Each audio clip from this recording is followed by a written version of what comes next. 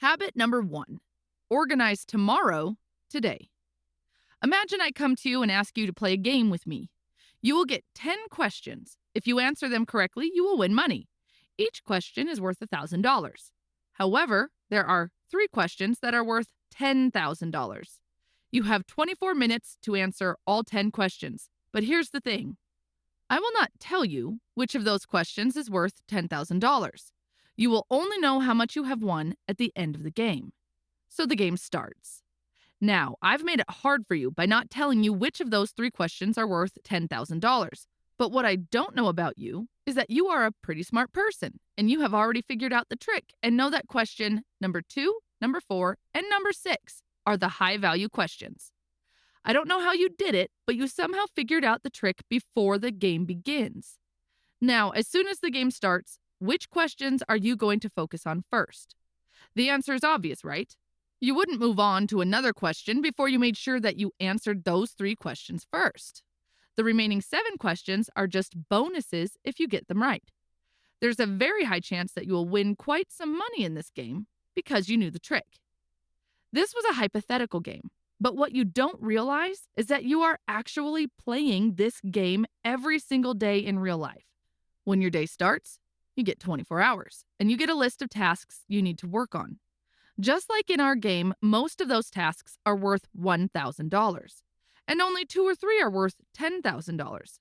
If you can identify and prioritize those 3 high-value tasks and get them done first, you will gain an unfair advantage, just like you did in that game by prioritizing those high-value questions. In life, the biggest underrated skill is probably the ability to prioritize. Successful people don't get everything done. They don't even get most of their to-do lists done. Their secret is that they have the habit of getting the most important things done. Organizing tomorrow today is a simple habit that can help you prioritize and plan your day more effectively. Here's how it works. Every day before you eat your lunch, you spend 5 minutes planning for tomorrow by asking 2 simple questions. Number 1, what are the 3 most important things I need to get done tomorrow? Number 2, among these 3 important tasks, which one of them must I complete no matter what? So when you look at your list, it should have 3 tasks on top and 1 highlighted as a must. And finally, several smaller tasks that you also need to complete but are not your priority. Identifying daily priorities might seem like an insignificant step to take, but doing it the previous night turns your subconscious mind loose while you sleep and frees you from worrying about being unprepared. You wake up with great ideas related to the tasks you hadn't even considered. As you sleep, your brain will automatically start preparing for the successful closing of those loops. This is known as the Zeigarnik effect, which basically means that uncompleted tasks stay both in the conscious and subconscious mind until the task is completed. In other words, the mind doesn't like unfinished business. High-level mathematicians and writers use this method a lot. Before going to bed, they take a few minutes to analyze the problem they are working on or they are stuck on. And then the mind works all night to close the loop, and they wake up in the morning with great ideas.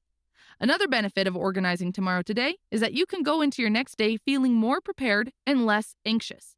In the morning, instead of trying to generate momentum, you will come in with momentum already in place. And when you knock off that first most important task from the list, you will be generating even more momentum. If you are going to apply this habit to your own life and start organizing tomorrow today, then keep these 3 things in mind.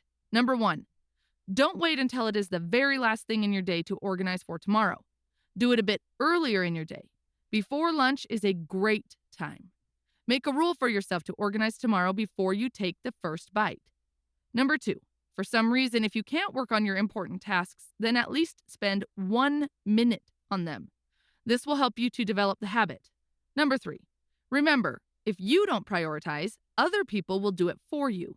You are always working on priorities. The question is, whose priorities are you working on? Yours or somebody else's? Second habit, say no. You've just got home from work. Your wife and your son are waiting for you so you can have dinner together. You sit down to eat and your son starts telling you about his day, and that's when your phone shows you a notification. A coworker needs your help to find a document. Do you remember where we left the sales report? He asks. You interrupt your son and start texting your friend. What can you do? You think. You have to help your coworker or he'll be in trouble. While you do that, your family has dinner, and now your wife is the only one who knows what happened during your son's school day. I'm sure that if I asked you who's more important to you, your son or your coworker, your answer would be, my son, of course. But what you just did was trade something important for something urgent. Urgent and important are two different things, but very easy to be confused. For example, let's say you're at work trying to finish a report by the end of the day. It's a report you have to submit every day by 6 p.m. While you are busy with the report, suddenly your boss messages you and asks you some urgent questions. If you are like most people, you're going to stop working and answer all the questions your boss is asking until he is satisfied and goes away. Then you will start working on that report. But here's the thing.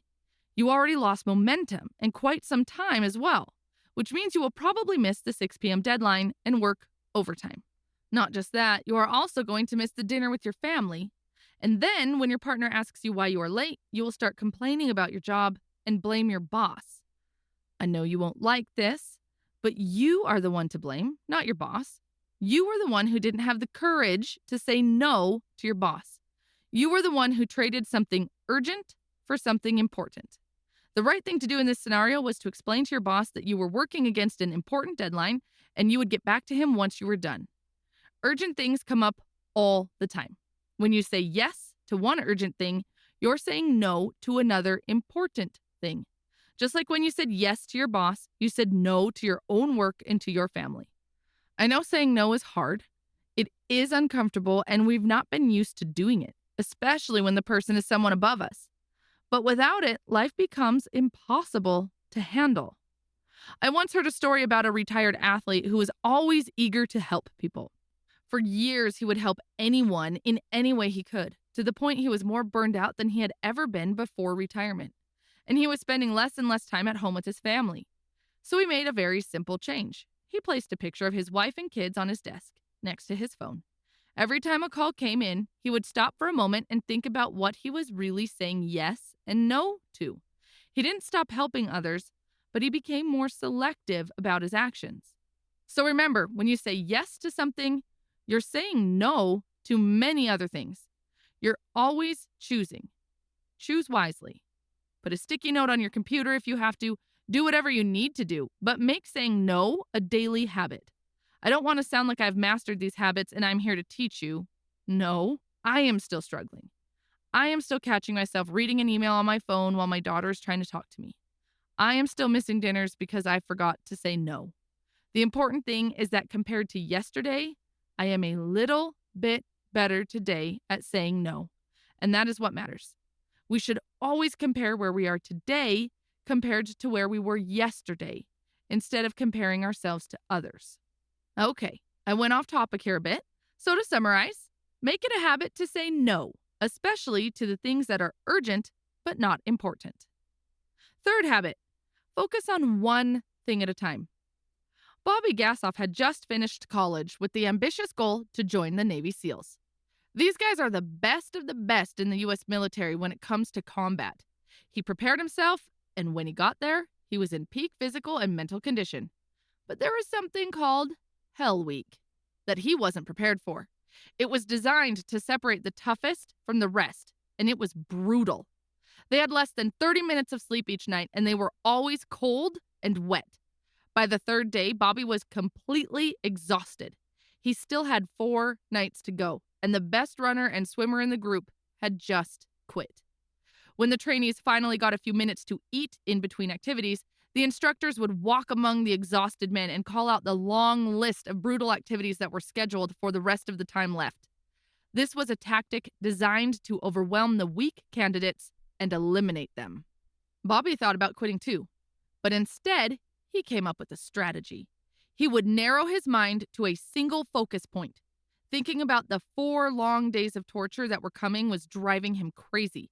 So he decided to focus only on the very next step. Bobby acted as if that was the only hard thing he'd ever have to do in his life. Bobby kept his one-step focus the entire time.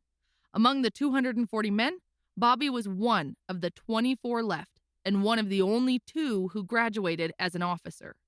Bobby is an example of the power of focus. When you focus on too much, not only do you get overwhelmed, but you lose focus on the really important things. One of the most common traps to fall into in business and life is to try to focus on too much and lose focus on the really important things. Doing so not only causes underperformance, but also has a tremendous negative impact on your confidence. Simply look at your own life. How much information do you have access to on an average day? Technology is amazing, but humankind is still learning how to deal with it. Technology gives us the ability to receive more information, but it doesn't teach us how to prioritize that information and deal with it. So you have a full email inbox, several texts to reply to, courses you need to take to improve at work, and networking events to attend, and you still need to find time for your loved ones. Which one of these are you going to focus on? Here is what is certainly going to happen if you focus on too many things. You will not feel fulfilled. You will always be busy, but not productive. There's a big difference between busy and productive. Busy people are like a fire that produces so much smoke, but very little heat. On the other hand, productive people are like intense fire with no smoke. Busy people are very good at producing a huge cloud of smoke. They are always talking on the phone, they are always running from one meeting to another one, and they are always working overtime. There is so much smoke that when you are looking from the side, you assume that there is a huge fire going on there. But in reality, there is no fire. There is no heat. It's just smoke. The person is just busy and not productive at all. So to summarize habit number 3, if you want to feel fulfilled and productive, don't focus on too many things. Focus on the single most important thing. Try to apply it to all aspects of your life. For example, apply the same principle to this video and pick only one habit and work on that instead of focusing on all 3. Now, either when you are establishing one of these habits or any other habit, there will come a day when you will hit a wall, maybe on day 3 or on day 13. There will come a day you will not feel like exercising. You will feel stressed and you will be tempted to ruin your progress. Building a new habit is never easy, but luckily I have quite practical tips for you that you can use for any kind of habit. So here it is. A lot of books say that it takes us 21 days to build a new habit, but that's not correct. The reason is simple. Your habits are in a constant state of formation. You are constantly making them stronger or weaker based on how much attention you're giving them each day. If you're trying to add a new habit to your daily routine or replace a bad one with something else, you must understand the 3 phases of habit formation. The first phase is called the honeymoon. This usually starts when you're inspired by something cool, like a book, conference, podcast, or an idea of having 6-pack abs. The first few days all feel easy and you'll say to yourself, oh yeah, I can do this. I am ready for the challenge. Unfortunately, the honeymoon phase doesn't last forever. On day 3 or on day 8, you start facing the obstacles. This is where the second phase, the struggle phase, starts. This is the point where I can do this turns into this is harder than I thought. Or is it really going to matter if I miss a day? You start battling between your new habits and old habits. This is a normal stage and the most important one because this is where most people give up. This is the graveyard for many habits. To pass this stage, you only need to win 2 or 3 of your struggles. Here are 4 techniques to help you pass this stage successfully. Number 1, ritualize. For many people, the weekend is the best part of the week, but for me, it was the worst part. Why? Because I had all my habits ritualized during the week, especially my diet. However, the weekend was the only time I didn't have rituals. Very often I would eat healthily and exercise the whole week, but end up ruining all of my progress during the weekend.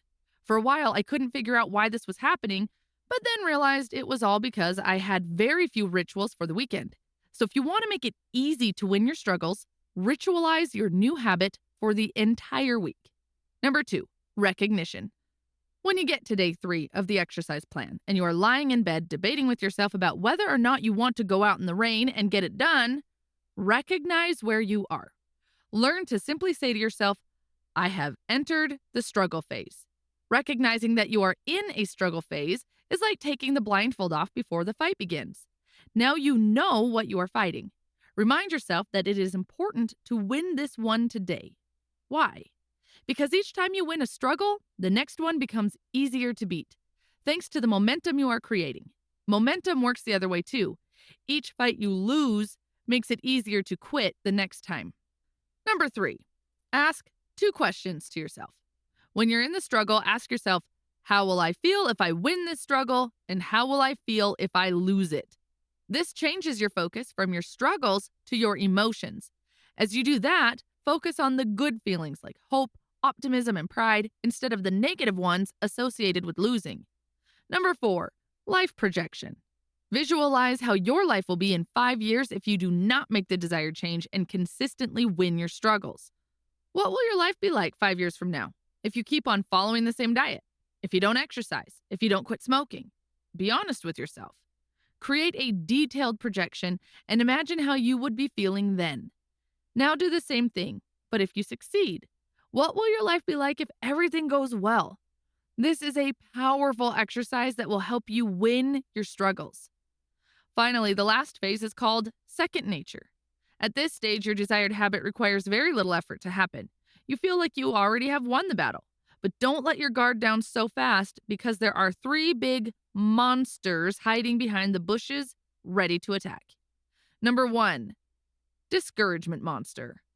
One of the unfortunate realities of the world is that just because you work hard and do the right things, good things don't automatically flow to you. For example, you changed your diet and did all the right things, but it didn't produce the weight loss results you hoped. It is very easy to slip into the mindset of, why do I bother? It doesn't matter what I do anyway. The discouragement monster is very dangerous because it will make you stop trying. However, before you stop, remind yourself that the progress comes in spurts, not in regular intervals. You don't lose half a kilogram every week. You lose nothing for 2 to 3 weeks, and then suddenly you lose a kilogram. This is just the nature of progress in anything. Number 2, seduction of success. After you've been successful with a new habit, it's easy to let your guard down and slip back into old ways. Let's suppose you're trying to lose weight and managed to get your new eating habits to the second nature stage. You look at yourself and think, oh, I've managed to eat healthy for the last 3 months. I am rocking it. It won't be a problem if I eat a piece of cake today. And you're right, it won't be a problem to make an exception now and then. But if you make too many exceptions, you'll end up back where you started before you know it. One success should prime you for the next success, not become a point where you can bail out. Number 3, disruption. This can come in many forms. You might get sick or go on a long vacation. Whether it is vacation or illness, any break in the routine is a potential danger, and it can take you back to the struggle phase. I have personally found out that it is very important to take it very easy after a disruption. For example, if you were exercising for 1 hour before you got sick, don't push yourself to exercise the same amount after you recover. Take it very easy for a few exercises until you reestablish the habit. Otherwise, you will feel discouraged for not being able to perform at the same level and lose your habit. I will quickly sum up everything we covered in this video. Habit number 1, organize tomorrow today and make sure you always complete your 3 high-value tasks first before you move on to the other tasks. Habit number 2, say no as often as you can during the day, especially to the things that are urgent but not important. Habit number 3, don't multitask. Learn to laser focus on a single task at a time and on a single goal at a time. If you focus on too many things, you will be busy but not productive. Don't be the guy who produces tons of smoke and very little fire. Finally, we talked about the 3 phases of habit formation and how understanding each phase can help you to win through your struggles when establishing a new habit. If you would like to learn more, check out the book called Organize Tomorrow Today. This video was created based on that book.